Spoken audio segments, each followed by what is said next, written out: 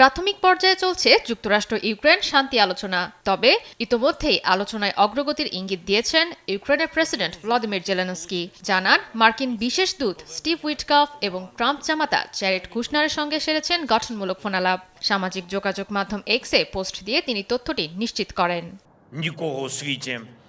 জেলেনস্কির দাবি, সত্যিকারের শান্তি প্রতিষ্ঠায় যুক্তরাষ্ট্রের সঙ্গে কাজ করতে প্রস্তুত কিয়েভ। উভয় পক্ষের আলোচনায় উঠে এসেছে রাশিয়া ইউক্রেন যুদ্ধবিরতি, ইউক্রেনের জন্য জোরদার নিরাপত্তা ব্যবস্থা তৈরি এবং বেসামরিক মানুষদের ওপর হামলা থামানোর মতো গুরুত্বপূর্ণ প্রসঙ্গ। অন্যদিকে যুক্তরাষ্ট্রের মায়ামিতেও পৃথকভাবে বৈঠক করেছেন যুক্তরাষ্ট্র এবং ইউক্রেনের কর্মকর্তারা। টানা 3 দিন ধরে শান্তি চুক্তির রূপরেখা নিয়ে কথা বলেছেন তারা। আলোচনার মধ্যেই রাতভর ইউক্রেনের ওপর বিমান ও ক্ষেপণাস্ত্র হামলা অব্যাহত রেখেছে রাশিয়া। রাশিয়ার এমন কর্মকাণ্ডে ক্ষুব্ধ ইউক্রেনের ইউরোপীয় মিত্ররা।